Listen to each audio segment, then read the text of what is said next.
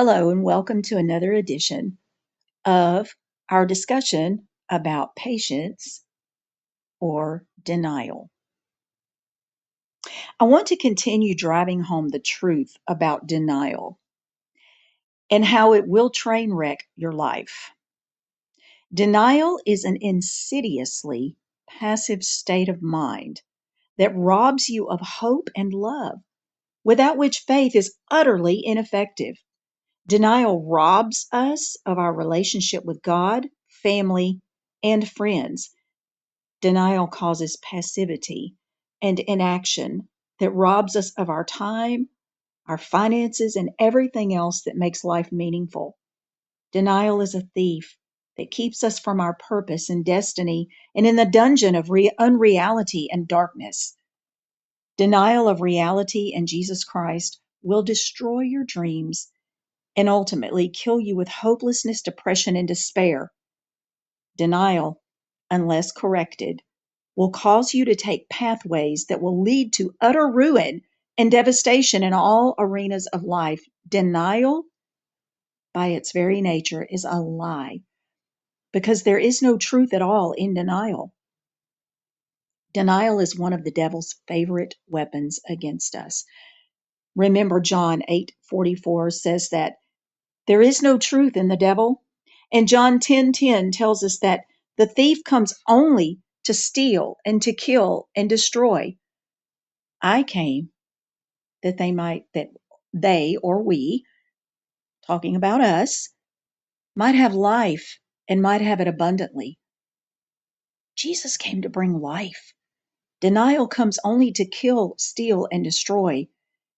And Satan is the author of denial. Jesus Christ is the author and perfecter of our faith, according to Hebrews 12:12, so that we might prove or demonstrate what the will of God is, that which is good and acceptable and perfect, according to Romans 12:2, and possess that life more abundantly. What is the will of God? Two words: Jesus Christ. Period. Over and out. Now, don't get me wrong. I'm not preaching some utopian life without problems scenario here. Stuff happens. We have an enemy who tries to trip us up, who lays deadly traps for us to walk into, etc. There is no Pollyanna side to this story on earth. God is looking at how we use our faith to handle adverse situations and deal with the problems of life in general. If you are in denial over something, then you won't handle anything. The problems will handle and control you right into a train wreck. And the train called denial just might be your coffin with the caboose of failure for a headstone. Now, in Judges chapter 6, we find the story of Gideon. Israel did evil in the sight of the Lord, so he gave them into the hands of the Midianites. For 7 long years, they committed every known atrocity and brutality against the Israelites. The Israelites were forced to live like animals in caves in the mountains without food, water, or clothing. They were hunted, beaten, terrorized, tortured, and killed for sport wherever they were found. They were forced into inhuman ways of survival.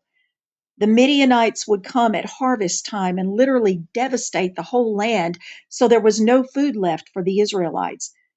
Starvation and terror were the specters they lived with, and death was the order of the day. However, there were a few who developed survival strategies. Verse 11 states that Gideon was beating out wheat in the winepress in order to save it from the Midianites. This way, the cloud of dust from the threshing would not be seen.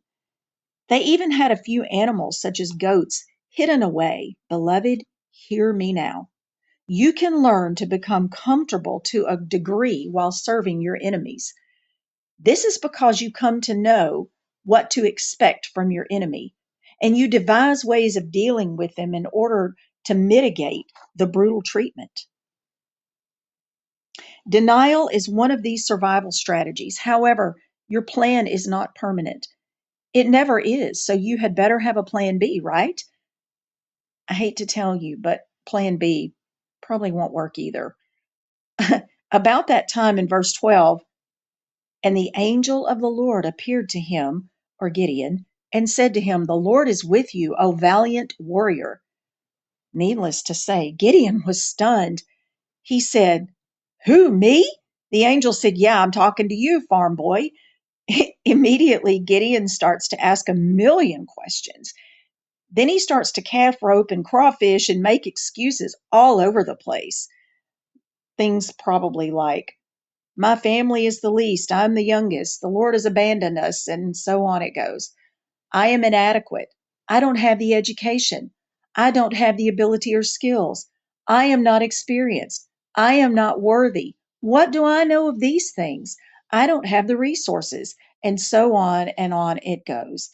Denial kicks in to divert you from your purpose and your destiny. Now, Gideon is desperate because this angel is causing him to think in an arena he has never considered before. However, the angel stays his course and says in verse 16, Surely I will be with you. You shall defeat Midian as one man. Gideon groans and his denial catches another gear. But he is thinking about this because he realizes that the angel just isn't going to go away on this defeat the Midianites business.